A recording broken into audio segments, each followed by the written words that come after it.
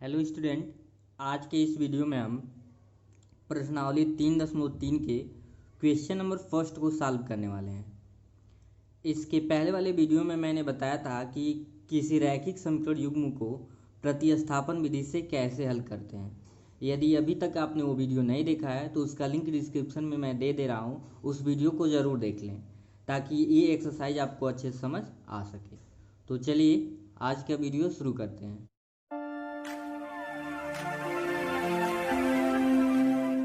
Exercise 3.3 का first question है, निम्न रैखिक समीकरण युग्म को प्रतिस्थापन विधि से हल कीजिए। पहला क्वेश्चन आपका है x plus y equal to 14 and x minus y equal to क्या दिया हुआ है 4।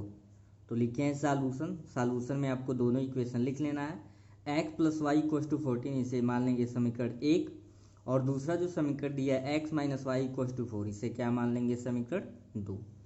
अब आपको पता है कि प्रतिस्थापन विधि में हम क्या करते हैं, या तो समीकरण 1 से x की वैल्यू y के टर्म में निकालते हैं, या तो समीकरण 2 से x की वैल्यू y के टर्म में, किसी एक टर्म में। ज़रूरी नहीं है x को y के टर्म में, आप चाहें तो y को x के टर्म में भी निकाल लेते हैं। किसी एक टर्म में हमको क्या करना होता है, कन्वर्ट करना होता है। तो यहाँ से मैं ले रहा हूँ समीकरण 1 से, ध्यान से देखेंगे। समीकरण 1 आपका है x plus y equal to क्या है 14।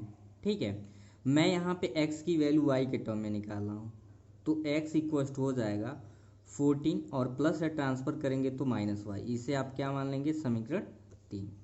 एक चीज़ यहाँ पे प्रतिस्थापन विधि में आपको याद रखना होता है कि जिस समीकरण से हम वैल्यू निकाले होते हैं, या तो x को y की टर्म में या तो y को x के टर्म में, उस समीकरण में ये वैल्यू नहीं रखना होता है। इसका मतलब ये हुआ कि समीकरण 1 से हम x की वैल्यू y में निकाले हैं, तो x की वैल्यू समीकरण 1 में नहीं रखना है। अब यही वैल्यू हम क्या करेंगे, समीकरण 2 में प्रतिस्थापित करेंगे, यानी लिखेंगे x का मान समीकरण 2 में रखने पर। बहुत ही सिंपल ये मेथड है, समीकरण 2 में रखने पर। तो जब समीकरण 2 में आप रखेंगे, समीकरण 2 क्या है, x minus y equal to 4। X की वैल्यू आपका है 14 माइनस वाई, तो लिख देंगे x के जगह पे 14 माइनस वाई, और पहले से आपका यहाँ पे माइनस वाई इक्वल टू क्या है 4। ठीक है, तो माइनस वाई यहाँ पे जब ऐड करेंगे तो लिखेंगे -2y, ऐड हो जाएगा लेकिन क्या रहेगा, माइनस का ही रहेगा। Minus y and minus y क्या हो गया 2y। ये 14 प्लस का उधर ट्रांसफ़र करेंगे तो क्या हो जाएगा -14। ठीक है, यानी -2y इक्वल टू 14 में से 4 को सब्ट्रैक्ट करेंगे -10, माइनस से माइनस कैंसिल और 2 5 जा 10, यानी y की वैल्यू आपका क्या आ गया 5। अब इस y के वैल्यू को समीकरण 1, समीकरण 2, समीकरण 3 कहीं भी रख सकते हैं, लेकिन हमेशा जहाँ से आप प्रतिस्थापित किए रहेंगे वहीं पे वैल्यू रखिएगा, बहुत सिंपली वे में आ जाएगा। आप क्या करेंगे, इस y की वैल्यू समीकरण 3 में मैं रख रहा हूँ, लिख देंगे y का मान समीकरण 3 में रखने पर, समीकरण 3 में रखने पर तो रखते हैं। समीकरण 3 आपका क्या है, x equal to 14 minus y, यानी 14 माइनस वाई की वैल्यू क्या है 5 है। तो यहाँ 14 में से जब 5 को घटाएंगे तो क्या आ जाएगा 9, 9 5 कितना होता है 14, तो लास्ट में लिख देंगे अतः x इक्वल टू 9 तथा y इक्वल टू क्या है 5 आपका आंसर है। पहले का जो सेकेंड पार्ट है वो है x minus 3 equal to T, इसे मान लिया गया इक्वेशन फर्स्ट, और दूसरा जो इक्वेशन है x/3 plus t/2 equal to 6, इसे मान लिया गया इक्वेशन 2। तो सेम एज जैसे फर्स्ट क्वेश्चन सॉल्व किए वैसे इसको भी करना है, चाहे समीकरण 1 या समीकरण 2 से x की वैल्यू t के टर्म में या t की वैल्यू x के टर्म में, किसी एक के टर्म में। तो यहाँ पे मैं ले रहा हूँ समीकरण 1 से, कहाँ से, समीकरण 1 से। समीकरण 1 आपका है x minus T equal to क्या है 3, तो मैं यहाँ पे भी x की वैल्यू t के टर्म में निकाल रहा हूँ, x इक्वल टू 3 और माइनस से ट्रांसफ़र करेंगे तो क्या आ जाएगा t, इसे मान लेंगे इक्वेशन 3। और एक चीज़, जब भी प्रतिस्थापन विधि से क्वेश्चन आए तो कोशिश ये करते हैं कि जो x की वैल्यू यहाँ पे t के टर्म में या t की वैल्यू x के टर्म में निकाल रहे हैं वो थोड़ा छोटा वैल्यू है, इसलिए मैं यहाँ पे समीकरण 1 ले रहा हूँ। आप इक्वेशन देख के ऐसे कोशिश करेंगे कि जो हम वैल्यू निकालें ये इक्वेशन 3 वाला वो थोड़ा सा छोटा है। ठीक है, अब सिंपली x की वैल्यू कहाँ रखेंगे, समीकरण 2 से, क्योंकि ये समीकरण 1 से निकाले तो वहाँ पे नहीं रख सकते हैं। तो क्या लिखेंगे, x का मान समीकरण 2 में क्या करने पर, रखने पर। तो जब समीकरण 2 में रखेंगे, समीकरण 2 आपका है x/3 plus t/2 is equals to क्या है, 6 है। तो x के जगह पे जहाँ भी x होगा आपको लिखना है 3 + t। बहुत सिंपल वे में रखते चलेंगे।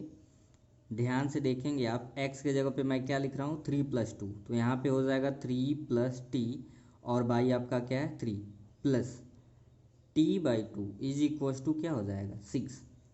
अब चूंकि इसका हर जो है अलग अलग है तो हर का क्या निकालेंगे यहाँ पे लसा, 3 और 2 का लसा लेंगे हो जाएगा 6।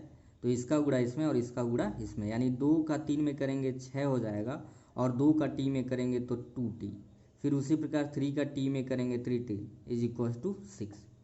अब क्या करना है, अब क्रॉस मल्टीप्लिकेशन कर लेंगे। तो जब क्रॉस मल्टीप्लाई करेंगे 1 में किसी भी टर्म में करेंगे तो वो चेंज होगा नहीं, ये हो जाएगा 6 + 3 2 क्या होगा 5t इज इक्वल टू 6 का 6 में करेंगे तो ये हो जाएगा 36। वेरिएबल को एक तरफ रखिए और कांस्टेंट वाले को एक तरफ। 36 है, ये +6 से ट्रांसफर करेंगे तो -6, यानी 5t इज इक्वल टू हो जाएगा 30। यानी 5 से जब 30 को भाग देंगे तो t की वैल्यू क्या आ गया, t इज इक्वल टू आ गया 6। अब यही वैल्यू आपको कहाँ रख देना है, सबसे सिंपल इक्वेशन 3 में। तो लिख देंगे पुनः या t का मान समीकरण 3 में रखने पर। तो आप ध्यान देंगे समीकरण 3 आपका क्या है, x इक्वल्स टू है 3 + t दैट इज 3 और t की वैल्यू क्या है 6, यानी x की वैल्यू आ गया 9। तो लिखेंगे अतः x इक्वल्स टू 9 तथा t इक्वल्स टू क्या है, t की वैल्यू आया 6। आपका हो गया आंसर। थर्ड पार्ट आपका है 3x - y = 3 और सेकंड जो इक्वेशन है 9x - 3y = 9। तो यहाँ पे लिख लिया गया है 3x - y = 3 से मान लेंगे समीकरण 1, और दूसरा जो समीकरण दिया है 9x - 3y = 9। तो जब भी ऐसे समीकरण आ जाए कि जिसे ये लगे कि हम कुछ कॉमन लेके उसे छोटा कर सकते हैं तो उसे छोटा कर देना चाहिए। तो सब में क्या दिखाई दे रहा है कि सभी लेफ्ट हैंड साइड और राइट हैंड साइड में 3 से हम क्या कर सकते हैं, डिवाइड कर सकते हैं, यानी 3 कॉमन है। तो लिख दिया गया है 3 से भाग देने पर। तो 3 से जब भाग देंगे 3 3 की 9x, 3 1 का 3, केवल y बचेगा और 3 3 की 9 समीकरण 2। यहाँ पे अगर ध्यान से देखें तो समीकरण 1 और समीकरण 2 दोनों क्या हैं, समान है। और जब इस प्रकार का समीकरण आ जाता है, जब दो समीकरण समान होते हैं तो उसके क्या होते हैं, अनंत हल होते हैं। यानी यहाँ पे हल आप नहीं निकालेंगे क्योंकि इस समीकरण का क्या होगा, अनंत हल होगा। x और y में सिर्फ आप क्या निकाल देंगे, रिलेशन। तो यहाँ पे समीकरण 1 लीजिए चाहे समीकरण 2 लीजिए, रिलेशन तो समान आएगा, यानी संबंध x और y में समान आएगा। कैसे, यहाँ पे आप लिख सकते हैं 3x इज इक्वस टू, ये माइनस से ट्रांसफर करेंगे तो क्या हो जाएगा प्लस, ये आपका रिलेशन हो गया। यानी 3x इक्वल टू हो जाएगा 3 + y। यहीं आप छोड़ देंगे, यही क्या हो जाएगा आंसर। और लिख देंगे इस समीकरण के अनंत हल होंगे। कितने अनंत हल होंगे। और रीजन क्या है, रीजन यही है कि इक्वेशन फर्स्ट और इक्वेशन सेकंड दोनों क्या है, समान है। तो सिर्फ आपको ऐसे संबंध लिख देना है।